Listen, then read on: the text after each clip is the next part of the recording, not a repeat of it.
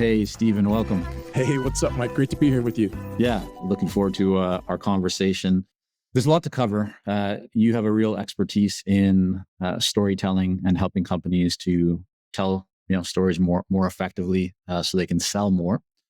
You focus on working with professional services firms as well as maybe others. I don't know, maybe you could just talk a little bit about, like, today, who is your ideal client and how did you arrive at who your ideal client is today? Like, how do you get to that place in terms of deciding who to focus on? I love the question. And this is part and parcel to some of the work I've been working on with you guys. Like, uh, end of, I want to say last year, I was just exhausted. I was still burnt out. And I was like, I need help with this. Like, I don't want to repeat the same year again and again.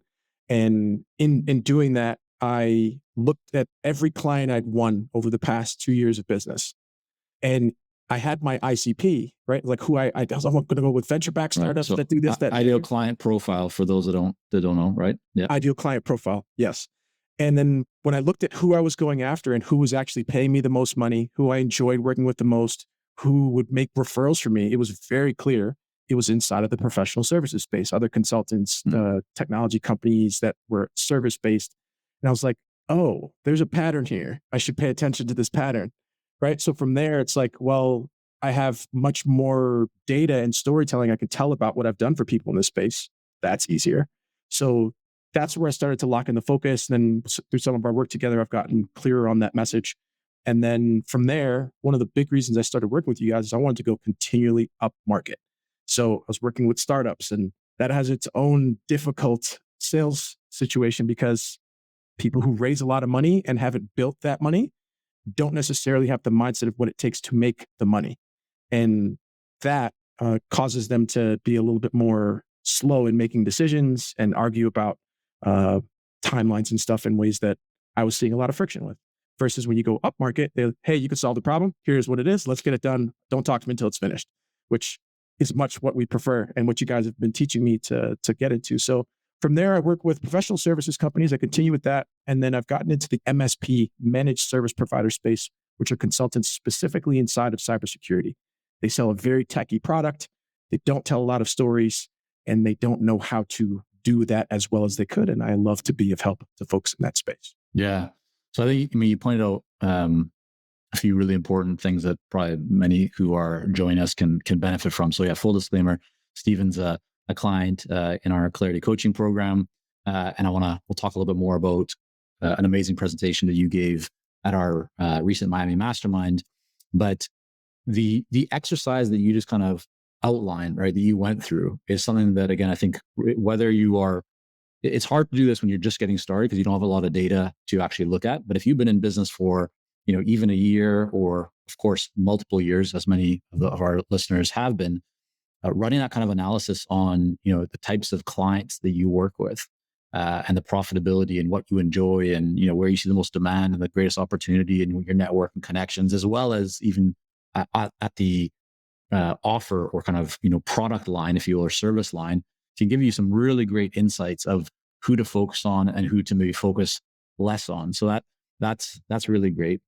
So take me to, like, let's just talk about the last 6 months, 12 months. What's been one thing that you feel you've maybe figured out, it's clicked for you, a light bulb has gone off, or a change that you've kind of made in your business that has created a real difference that maybe others could benefit from hearing? I got to just choose one. You can give me two, but I have two, and sure. Very, very quickly. Number one was where I got my clients from. So tell us more about that. For folks out here, again, I'm a sales guy. I think everybody should be running some type of cold email, cold LinkedIn. You should have these things running, especially because you can automate them. So if a fish comes on, you can deal with it. But you have to find other ways that you get clients. So when I did my analysis of how I won clients, where I got them from, it was very clear, like things like podcasts and speaking engagements were where I got the most leads from. And again, that may be different for you. Whatever place, once you do that analysis, where you get those clients from, that's what you should be doing more. That's the 80-20 of it in and of itself. So once I saw that on paper, I was like, oh, like, why am I not doing more of this? Why am I not creating scenarios and situations where I can showcase more of what I do best and what's easiest for me, which is talking to people? I'm okay at it. And putting myself in position to get that one to many. And so I like speaking gigs because number one, you get to somebody else to vet you, right? Most people don't wake up in the morning saying, oh, I'm looking for a consultant. It's very rare. We have to teach people what they're looking at and why they're not looking at it the right way, and how looking at it the new way we can show them is beneficial to their business and their goals. And so if I can get on stage and share some perspectives that way, it's like, oh, this is someone I can come to and ask these questions who's vetted. And speaking does that very well in spades for me. So that was a really clear indicator. And the second one, big one, this is a shout out to you. We had a conversation maybe 6 or 8 weeks ago. And we're talking about some of my goals. And I set a goal. You're like, all right, that's fine. What about 5 years? And it was maybe 50 or 70% more. And you're like, no. You flat out. That's like too small. You're like, yeah, absolutely not. It needs to be way higher than that, like with a deadpan face. And I was like, yeah, I guess I am shooting really small. So I'd say the mindset stuff, this is a mindset game. It's not a skill set game. Skills, yes, but mindset is everything. And I'd say that's been a huge one. It's like, hey, shoot for a really big thing. Like you can do that. And I really appreciate that from you. In business, people overcomplicate much of the process. And so what you just talked about, that first point there, Stephen, is so important. Like you can get to a multi-million-dollar business with one channel, sometimes two. So like in your case, if speaking's that channel or podcasting, you don't need to worry about all the other things that you could be doing, right? You just get really good at that one. So that's like this is true for probably everybody joining us, right? So figure out like what's that one place and lean into it. Don't worry about trying to do everything else just because other people are telling you that they could be good. And then in terms of like the mindset and thinking bigger, this really came from like our own observation over the years that, it doesn't take that much more work, energy, effort, or resources to go from, let's say, 1x growth to like 5x growth or something. I know it's very popular to talk about like 10x. I don't think you have to 10x. You can 5x and still be, wonderfully happy. But the idea is like, right, it's not just about making more money. It's about just thinking about like, you can make a lot more greater impact. There's just so many benefits of getting to that level of greater growth. And so seeing it in different ways, right? And surrounding yourself. This is why we love like the coaching community and masterminds and events, because you get to surround yourself with people who in many cases might be thinking bigger than you are, or seeing things from a different perspective. Like that's just, that value of community. Okay. So that's awesome. Let's talk then about the Miami mastermind that you came to. This is for our Clarity coaching clients. You gave a presentation. And the presentation was, I know like I'm going to butcher the name again here, but it's like the Magnificent Seven. And I think you actually said this before today. It's like the Magnificent Seven is some like, NVIDIA and Facebook. And I don't think some 5 or 7, like anyways, but it's also a movie from a long time ago. That's probably, you got it from somewhere, but it was this presentation that, it's like these 7 reasons why buyers buy, or like factors to consider. And I remember listening to you, and I was observing clients in, who were also listening to this. And it's just this like, oh, the way you're talking about this is very logical. It makes sense. And I think a lot of people don't actually think through these 7, clearly or intentionally. And if they did, they could prepare themselves so much better for all different kinds of sales scenarios. And so I know we don't have time to go into all of them here. We'll guide people to learn more about, your website or whatever afterwards, Stephen, so they can kind of get more into that or contact you. But can you just kind of go over whether it's all of them briefly, or the ones out of the 7 that you think might be most important for the consultants and, business owners joining us? I'll do it super, super quickly. So there's 4 reasons a business will buy anything. So if you're a consultant that sells B2B, these are the 4 to pay the most attention to. The first is a business is going to buy because you're going to help them make more money, period. You sell them money at a cheaper cost. The second is you're going to save them money. The third is you're going to increase their efficiency. So that could be process, you name it. And then the fourth is that you help them to mitigate risk. Now, why are all these important? Is because they are all measurable. During your discovery, you can find out how much they're currently spending in time on X process. How much money are they spending on this process? And once you have that, if you know your numbers, you could talk about the delta that you can help them to achieve, the savings, or how much money you can help them make very clearly. And as a sales trainer named Tom Hopkins, who says, if the customer says it, it is true. So if they're giving you the numbers, they can't say you made up the numbers, which is always important. So you want to get these inputs that way. On the B2C side, so business to consumer side, if you work with people in more of a one-on-one coaching capacity and they're not necessarily running a business, the three things that are going to get them to want to buy things are to have better health, more wealth, and stronger relationships, right? Because what good is more wealth and better health if you don't have people to share it with? Now, the judo of these is if you can combine them. So if you're in a B2B context, remember, we're humans solving human problems in a business context. So a human cares about health, wealth, and relationships. The business cares about making money, saving money, increasing efficiency, and mitigating risk. If you're able to talk about how you can increase the efficiency of the business and talking about how you can get that person more time with their new baby at home, now we've married those two things and we're talking to solving the business problem and getting the person involved in their own story of how you can help them achieve something that they potentially want to.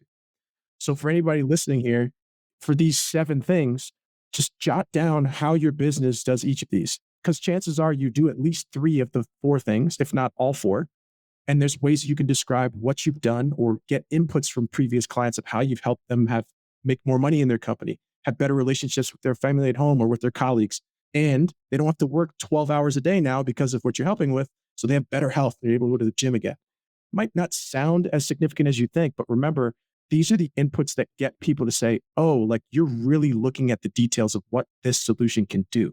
And especially as a consultant, people pay you for your expertise and the outcomes that you get. And your outcomes don't always have to be just what they're doing for the business. They can also be what they're doing for the people inside of the business, which is an underrated thing. So if you have stories ready for these things, you're set. And if you're selling real big consulting contracts, like some of the folks that I've met, you are going to have 7 people weigh in on making a decision to work with you. So each one of them may have one of those different markers that's most important for them to decide on whether or not to work with you. So the CEO cares about making more money for the shareholders. The CFO wants to save money. The people who might actually be working directly with you care about the increase in their efficiency, so on and so forth. Have a story ready for how you can do that. And the sales will be much clearer, much easier, and much more resonant with the people whose problems you can solve. So if we give people some steps here, step 1 is to make some columns, like outline or kind of, put at the top of each column, these 7 areas, right? Some factors. Then go through and think, well, how does your product, service, the experience you provide, the way that you interact with your clients, which of those columns or factors do you directly impact, touch, right? Have some kind of weight on or control over, and that you can assist with. Then think through, based on those, where do you have stories for each one?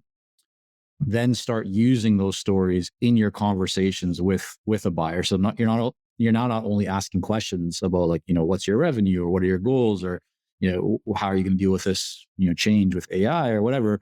You're able to actually tell stories of how you've helped somebody, transformation that you've been a part of in each of these areas. And then I think the other one, which you didn't mention specifically, Steve, but I know that we've talked about in the past, is that this is not only applicable to sales conversations. It can be obviously applied to sales related or any kind of communication and emails. But then the other one that I think this has a really big kind of potential is content. All right. So when you're writing articles, you're on a podcast, you're on the stage speaking, like whatever it is, stories sell, right? I think we've all kind of heard that, right? And it's true, right? Going back in time, we all resonate with stories. So if you can have stories that are directly applicable to the work that you do and helps people see the value of what you do and the problems that you solve, right? It becomes even more powerful. Yep, that's the thing. And the whole reason you tell a story is to better help your audience tell their own story. So figure out those nuggets and give the people what they want. So I got a couple of questions for you related to speaking and storytelling. First, on the storytelling side, is there anything that you found when you work with your clients that holds people back from telling great stories, or just any like common mistakes that they make that you could just offer to people who are joining and listening to this, who maybe think they want to apply more stories in their sales process and in their content? What might you kind of counsel or guide them on? First thing I'd say to anybody is who you are is the most interesting thing about what you do. Because there's 5 million consultants who do what I do or what any of us does. So who you are is going to be the bigger differentiator. And if I know who you are, then I want to know what you do and I could be a little bit more approachable to you. Let me just jump in for 1 second. I don't mean to interrupt, but so somebody might be listening and going, yeah, but Stephen, like I'm not special. I'm just like, I'm just me. Like what? So what would you tell? How can they extract more of who they are to the level that you're talking about, where it makes? Because for some people that doesn't make sense. Like, yeah, what's special about me? So That's fair. And it's not that I'm calling anybody special.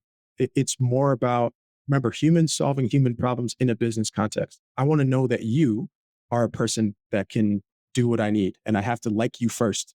So quick example, when I first was considering getting a coach, I found out about Mike and Sam and Consulting Success through your article on Starter Story. And then I watched the video and I was like, oh, they're family. I love that. And you're talking about like how you guys were in Japan and everything else. And I still remember that. I was like, I like this. Let me go check and get on their blog. Let me go subscribe to the newsletter and see what else they have to offer, because you passed that emotional barrier of I can trust what you have. That's what a story does. No, I'll say you're so right, because like we've seen this firsthand. I mean, the experience that you're just sharing right now of, and if anybody wants to see this who hasn't seen it yet, go to consultingsuccess.com, click on the Our Story page or the About page, and you'll see the video that Stephen's referring to. Like we've gotten so many comments over the years about that video. And I think it's not because our story is necessarily so remarkable. It's simply that we're telling like our real story. And so we're connecting beyond the typical corporate level, professional level. The video is not just about Sam and I. It's about, the ups and downs of business, of our relationship as cousins and business partners. It talks about our grandparents. Like it shows kind of where we are, where we came from, right? So you're connected. I think so. That's your point, is that you're connecting. Exactly. Yeah. Right. And just everyone who's listening to this has a story, but most people don't tell it, right? Their About page is like the corporate professional. It's not even a story. It's just like a bio, and that bio could be interchanged for anybody out there who's gone to the same schools and like got the same degrees. And there's nothing special, but telling your story, that's really what you're getting as, like you're really sharing who you are. Because before I ever met you guys, I was like, I like the way you guys, I like your philosophies. It gave me a good entree into wanting to learn more about what you had on offer. And then I look at the content. The content's very high quality. It speaks exactly where I am. It was very clear, like, if there's somebody I should consider, I should absolutely consider you guys. You're worth a phone call. Like you demonstrated that in spades with the stories and situations you tell. So any person out here who's like, I don't know what stories to tell, don't worry, I got you. There's 3 kinds of stories that resonate very well with everybody. And you already have these. You don't need to figure anything out. So the first is your mission. So for example, we talked about, I almost died in a construction accident. That's what got me into sales. I have other stories about what specifically made me say I want to help people improve sales and use storytelling to do it. I'll tell that at another time. But I have a story for that. I have an incisive moment that's like, you know what? I need to change this. That's what got me on my mission. That's the human side of me saying, you know what? This is what I'm going to do. This is why I'm doing it. And that gets people to say, you know what? I like your why. The next is your vision. So what does it look like when your mission is completed? Be clear about the big picture thing you want to have. And again, if you need help on mindset, talk to Mike or talk to Sam. They can help you figure it out. But it should be much larger than you think, because the larger your vision, the more attention it gets. And the more people want to add themselves to it, their skill set, their time, their energy to seeing that thing come to life. It helps people see themselves as the heroes in the story. Then the third type of story, you have this, I promise you do, is milestones. What are some of the hard things you went through in your life or your business, or your clients went through in their life or their business? Tell those stories. I bet you could say, Mike, how many people have come to you guys with like 3-4 months runway, invested in the program, and you guys turned their business around, right? That's a story that I want to see myself in if I'm in a similar situation. And that's the value, right? So I'd say to everybody, my first advice, aside from deciding if you want to use stories, create a story bank. Pause the podcast, or right after the podcast, just write down things from your life that fit into those categories. Start collecting memes from Instagram or good stories you see on LinkedIn. They don't have to all be your stories. They just have to apply to the context you want the audience to see and to create the mindset of taking the right appropriate action that you're asking them to take. And so it needs to resonate. Yeah, no, I love the concept and idea of the story bank. I think it's very similar to this idea of like the objection bank. Like, so when you deal with objections, right, you're prepared for what somebody might say because you've heard it before, right? So that's really great. I would be remiss, Steve, if I didn't ask. You do a lot of speaking, right? You land speaking gigs. There's gonna be people who also would like to do more speaking, whether they're a 10-year kind of seasoned veteran of building consulting businesses, or maybe they're a new consulting founder.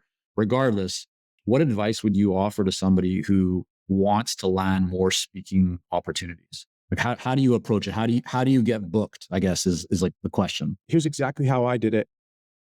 And I'm doing it right now. Depending on who your audience is, do a Google search for top conferences in that space. On those sites, they usually have an apply button. So that's the first place you can just apply cold. That's how I've gotten a lot of my situations. So you can just apply. If they don't have an application, get the name of the conference. And then what I've done is I've hired a VA to find me the contacts for all of these organizations. I then I have a speaker reel, thankfully, thanks to you guys as well, with some of the footage you guys have helped me to get. Show up really professionally and talk, and then write a cold email about what you can add to what they're already doing. Don't talk about money yet. Create a value add for people first. That's the way to do it, because again, like anything else here, for any consultant, you probably get a lot of your business off referrals. Speaking is a huge referral business. So if you're super easy to work with, you came in and you smashed it with a great talk that left everybody wowed, and they didn't have to pay you a lot of money necessarily, and you came up and you gave them great feedback and you helped out the booker, they're going to tell people about you. And it's a flywheel that feeds itself.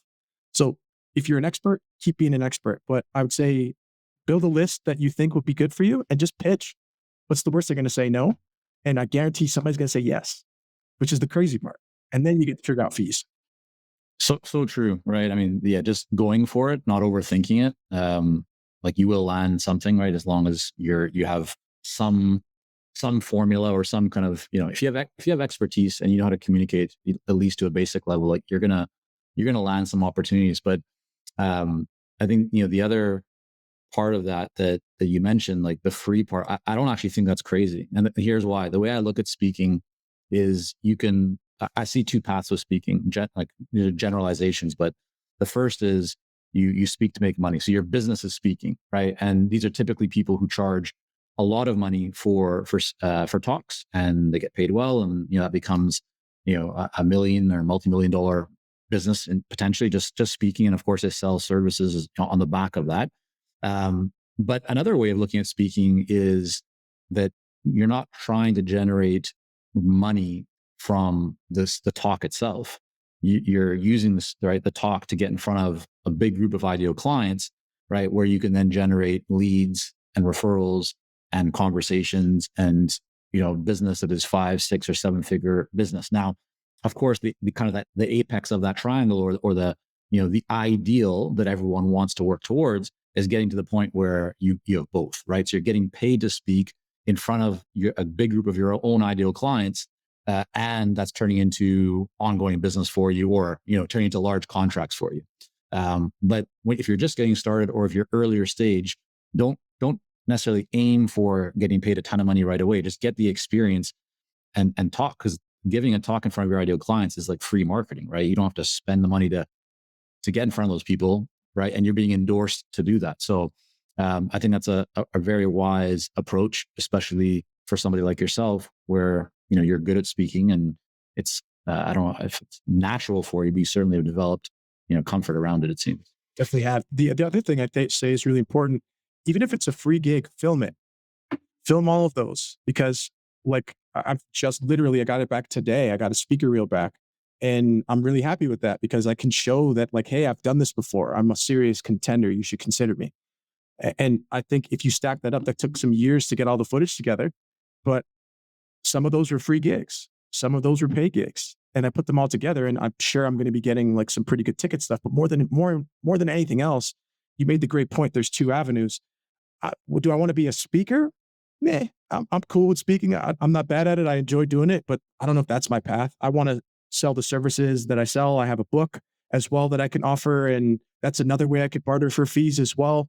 Hey, just buy my books and I can get more of my content out to people that they can get in touch with me. So speaking is a marketing activity for me that I know gets me in front of the right people and builds the authority that I want, that then helps me to be the authority that I plan to be in the future because I've built an audience. So that's one really key part here I want to mention, Mike.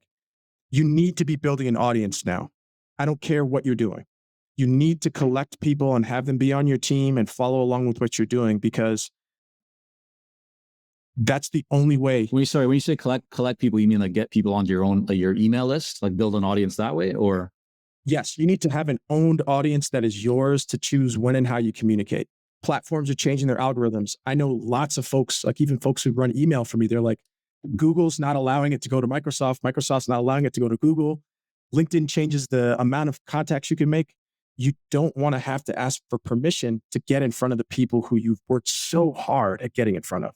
So whatever way you want, collect emails and build a community around what it is you do so that you can write your own ticket. Yeah, a lot of people, going back to, your earlier story about when COVID was just kind of taking over the world, in 2020, there was a lot of people in the speaking business who didn't have a list.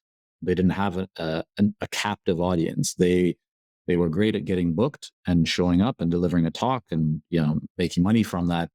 But then things closed down and they had no way to communicate with ideal clients. And then the opposite of that, I spoke to many people who luckily were wise enough to have the foresight to build an audience and to have an email list. And so when things kind of went, into the garbage can for a while, it was easy for them to reach out and say, hey, like, we can't do live talks anymore, but I can deliver a virtual talk for you, or I'm going to be running this online program, or it's optionality, right? So having that audience and that list gives you the potential to interact with ideal clients, to make all kinds of offers, to test things, to get feedback. So I think that's a really great point and reminder.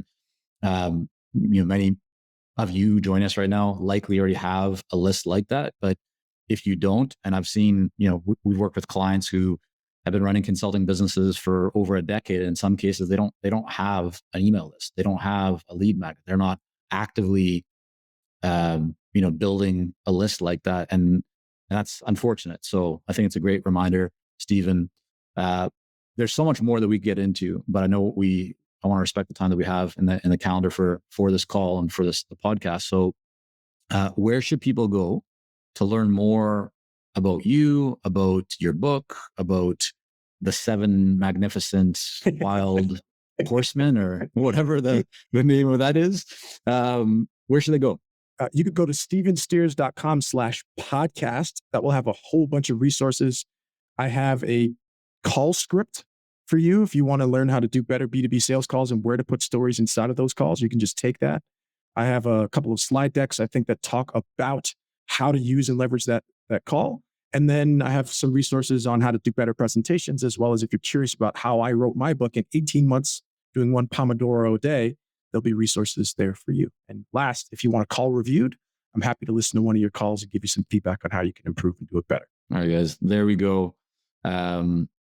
Stephen, maybe getting inundated with requests after this. We'll see. We're just going to take a little commission from any. No, I'm just joking. Yeah, no, man. Listen, I think it's a very generous offer, so I appreciate you sharing that with everyone.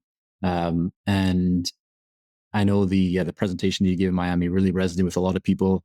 I think the power of story is so real, and especially in the consulting world. And I remember, like, back in the day, I was very guilty of this too, where I was always trying to put on like the professional face and not really share more of my story, the challenges, the ups and downs and all that. And as a company and as an individual, when we made that shift many years ago, it certainly served our business very well.